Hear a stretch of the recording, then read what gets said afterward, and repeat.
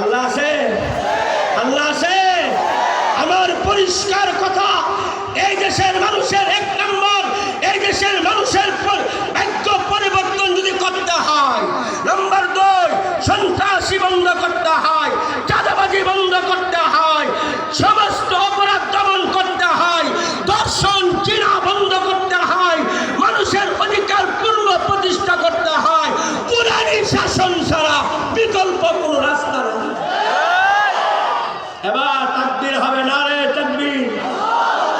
আল কোরআনের আলো, এই আওয়াজ, আল কোরআনের আলো। আলেম ওলামা যেখানে, আলেম ওলামা সংসদে। চাউল কম লাগছে, চাউল কম লাগছে। যাই হোক, হুজুরা যদি একটু সময় দে, হুজুররা কি জানে, অনেকে মনে মনে হাসতেছে, হুজুররা বলে ক্ষমতা চালাইব, দিয়া দেখো। আমরা ক্ষমতা চাই না, কারণ স্বাধীনতার পর থেকে দেখছি বিগত 16 বছর যারা কোথাও গেলে পুলিশ যেদিকে যাইতো, আমার বইয়ের চরিত্র ফুলের মতো পবিত্র, নামাজ পড়ে না এক ওয়াক্ত। আর হাসিনা না বললে পারলাম বলবো, হাসিনা 16 বছর এমন ভাবে সাজাইছে, ঠান্ডা মাথায় ঘুমাইতে, ক্লাস থেকে তেতুলিয়া পর্যন্ত আমার সেনাবাহিনী, আমার রেপ, আমার পুলিশ, আমার বিডিআর, আমার মেম্বার, চেয়ারম্যান, এমপি, মন্ত্রী, কুল্লুহুম সব আমার, এলাকার নেতা নেতা হেও আমার। লাগে কে? ও হাসিনা, 16 বছর যদি 16টা গরিব মানুষকে মেহনত করতাম, এই 16টা মানুষ তোমার পক্ষে দাঁড়াইতো। তুমি গাঁজা খুঁটির পিছনে মেহনত করছো, ছাত্রবাদীর পিছনে মেহনত করছো। তোমার পালানোর সময় তোমার কোন গুন্ডা বাহিনীকে গোটা বাংলাদেশে চিরুনি দিয়ে, সিসি ক্যামেরা দিয়ে তালাশ করে পাওয়া যায়নি। আল্লাহ আছে, আরো যদি আল্লাহ আছে, আগের মতো আছে, এখনো আছে। বুড়ো হয়ে গেছে, চোখে কম দেখে। আজকে ফজর নামাজ কারা কারা পড়েনি আল্লাহ জানে না। আমাদের ক্ষমতা দরকার নাই। 16 বছর যেদিকে গেছে, যেই পুলিশ, বিডিআর, সেনাবাহিনী, জিসা জিসা ক্ষমতা যাওয়ার পরে 5 আগস্টের বিকাল থেকে ওই পুলিশ দইরা জিসা জিসা, যেই পুলিশ সেলট দিত, ওই পুলিশ রাজপথে ফেলে কথা বলে। এমন ক্ষমতা আমার দরকার নাই। আল্লাহ কোরআনের মাধ্যমে আমাদেরকে সম্মান দিয়েছে, গোটা বিশ্বের ক্ষমতা দিয়েও এই সম্মান পাওয়া যাবে না।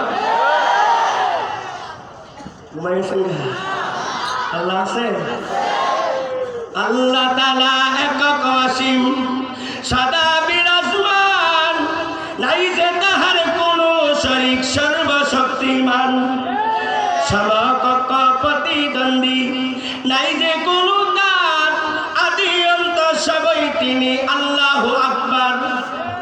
কাউকে তিনি বানান গরিব, কাউকে বানান ধনী, কাউকে বানান পথের ফকির, কাউকে বানান রানী, সুস্থ সবল কাউকে বানান, কাউকে বানান রোগী, শান্ত সুবাস কাউকে বানান, কাউকে বানান রাগী।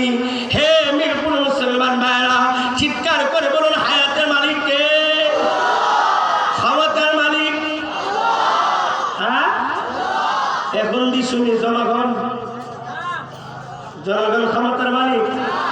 5 আগস্ট কি প্রমাণ হয়েছে? জনগণ ক্ষমতার মালিক। কুল্লাহুম্মা মালিকাল মুলক তুতিল মুলকা মান তাশা ওয়া তানজিউল মুলকা মিম্মান তাশা ওয়া তুইজ্জু মান তাশা ওয়া তুযিল্লু মান তাশা বিয়াদিকাল খায়র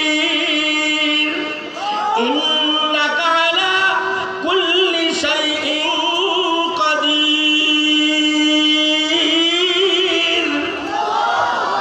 আল্লাহ বলে, হে নবী আপনি বলে দিন, হে আল্লাহ আপনি ক্ষমতার মালিক।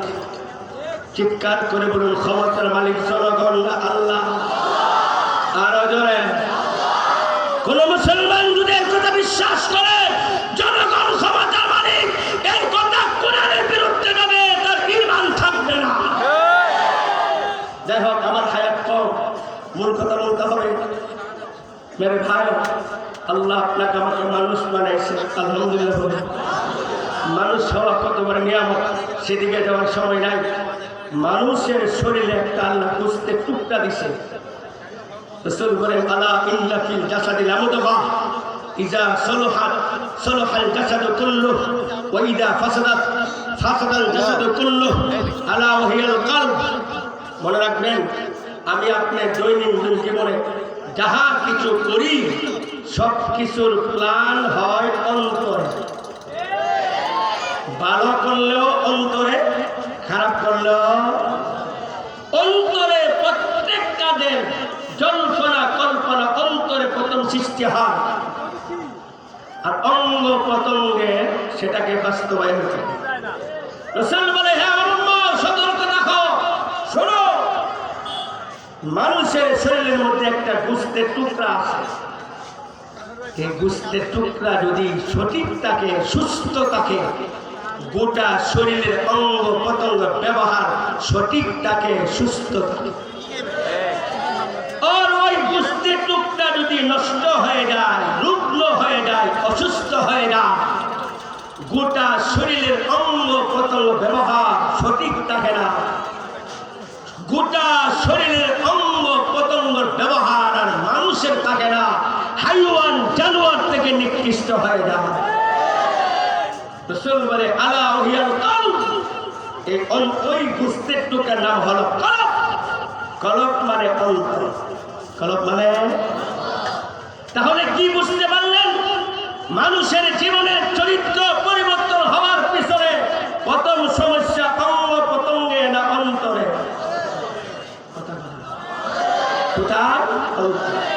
অন্তর যদি সুস্থ থাকে, গোটা শরীরের ব্যবহার সঠিক থাকে। অন্তর যদি রুগ্ন হয়, অন্তর যদি নষ্ট হয়ে যায়, গোটা শরীরের অঙ্গ প্রত্যঙ্গ ব্যবহারও নষ্ট হয়ে যায়। তাহলে রেজাল্ট কি আসলো? আজকে সমাজে মানুষ যত অপরাধ করে, সমস্ত অপরাধের মূলে সমস্যা কোথায়? আরো জোরে, এটা পরে আসতেছে। আজ থেকে 1400 প্রায় 1500 বছর আগে নবীর জামানায়, ওই জামানায় মানুষগুলির অন্তর এমন নষ্ট হয়েছিল, তারা আকৃতিতে শুরুতে মানুষ ছিল, কর্মকাণ্ডে হাইওয়ান জানোয়ার থেকে নিকৃষ্ট ছিল। ওই সময়কে বলা হয় আইয়ামে জাহিলিয়াতের জামানা। আমি আজকেও কিতাবে পড়ছি, ওই জামানায় বড় বড় 15টা অপরাধ ছিল। কয়টা? জোরে কোন কয়টা? অপরাধগুলি কেন হইল? অন্তর সুস্থ থাকার কারণে না অন্তর অসুস্থ হওয়ার কারণে? এই 15টা বিবরণ দিতে গেলে আমার হায়াত শেষ হয়ে যাবে। এই 15টা অপরাধের মধ্যে বড় বড় অপরাধ ছিল, 1 নম্বর মূর্তি পূজা। আর বুঝেন, আমাদের সমাজের মূর্তি পূজা তাদের মূর্তি পূজা একরকম না। আমাদের সমাজের হিন্দুরা, আমার মায়া লাগে, বলবো ও হিন্দু ভাই, আমার মায়া লাগে, যে খুদারে তুমি নিজে বানাইলা, যে খুদারে মাটি দিয়া, খড় ফুটা দিয়া, বাঁশ দিয়া বানাইলা, খুদা কেমন দুর্বল, লড়তেও পারে না, খাইতে পারে না, পিছন দিয়ে বাঁশ ঢুকাইয়া খাড়া করলো। কথা বলা খাড়া করে সারা 1 বছর চক্রা, হরে রাম হরে কৃষ্ণ হরে হরে হরে। দুর্গা পূজা কইরা ওই ভগবান ওই খুদারে বুড়িগঙ্গা নদী নিয়ে ডুবা। ও হিন্দু ভাই, এই হিন্দু ভাই, খুদার কসম করে বলে আপনাকে আঘাত দেওয়ার জন্য কথাগুলি বলতেছি না। আমি যেমন আদম সন্তান, আপনিও আদম সন্তান। আমি যেমন হাওয়ার সন্তান, আপনিও হাওয়ার সন্তান। আমি যেমন নবীর উম্মত, আপনিও নবীর উম্মত।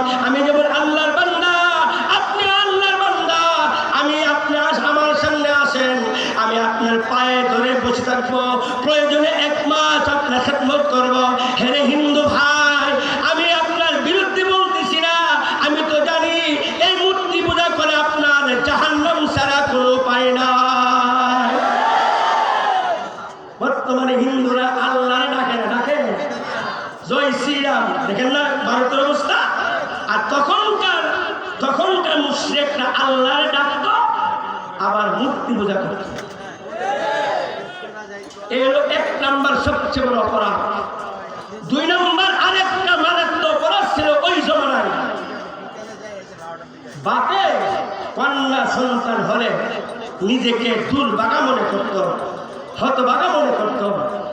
কন্যা সন্তানের জন্মের পরে 2 মাস পরে, 3 মাস পরে, 1 বছর পর, 6 বছর পর, 5 বছর বয়সে বাপ হয়ে কন্যা সন্তানকে নিজের হাতে হত্যা করত।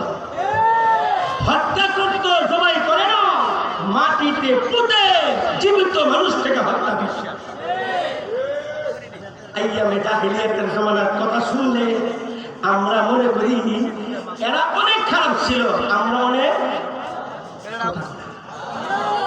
আমের পরে মুসলমান ওলামা কেরাম এখানে আছেন, আমার ভুল হলে বলে দিবেন।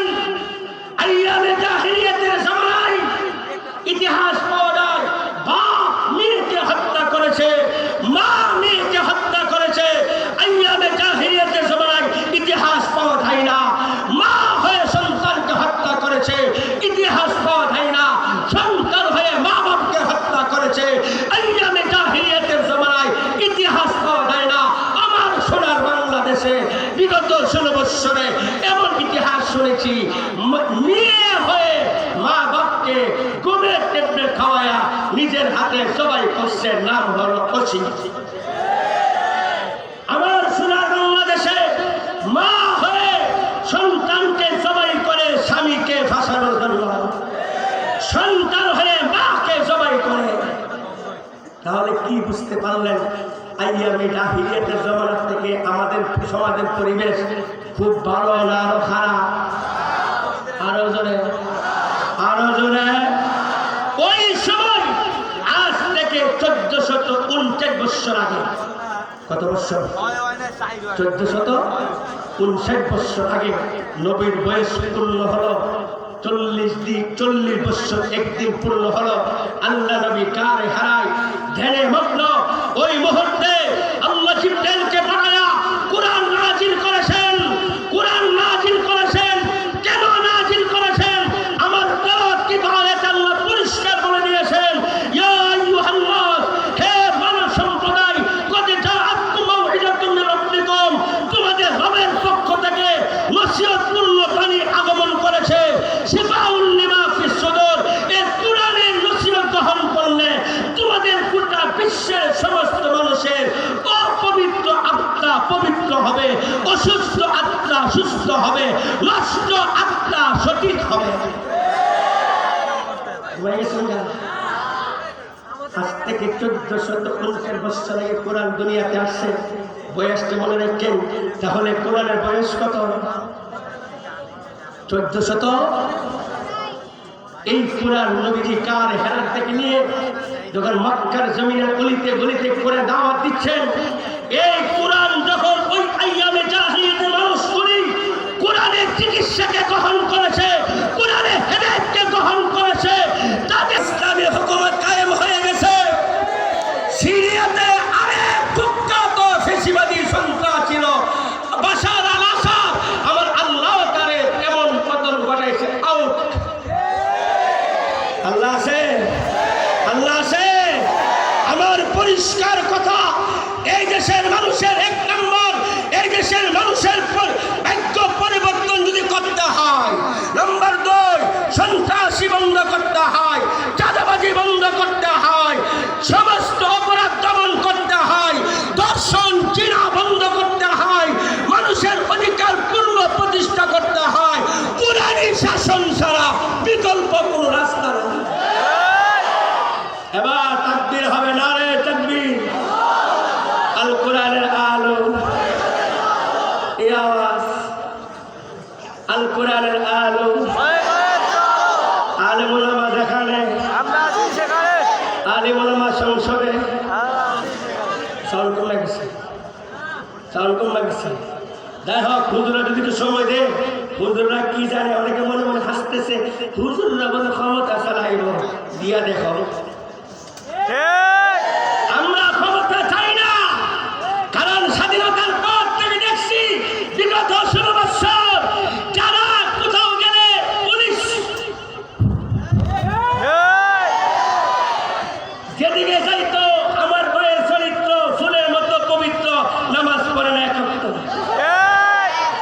হাসিনা না বললে পারলাম বলবো, হাসিনা 16 বছর এমন ভাবে সাজাইছে ঠান্ডা মাথায় ঘুমাইতে হয়। টেকনাফ থেকে তেতুলিয়া পর্যন্ত আমার সেনাবাহিনী, আমার রেড আমার, পুলিশ আমার, বিডিআর আমার, মেম্বার চেয়ারম্যান এমপি মন্ত্রী কুল্লুহুম সব আমার, এলাকার নেতা নেতা হেও আমার। লাগে কে? ও হাসিনা, 16 বছর যদি 16টা গরিব মানুষকে মেহনত করতাম, এই 16টা মানুষ তোমার পক্ষে দাঁড়াইতো। তুমি গাঁজা খুঁজতে পিছনে মেহনত করছো, ছাত্রবাদীর পিছনে মেহনত করছো।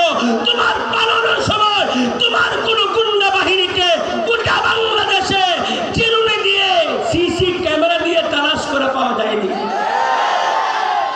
আল্লাহ আছে, আরো যদি আল্লাহ আছে, আগের মতো আছে, এখনো আছে।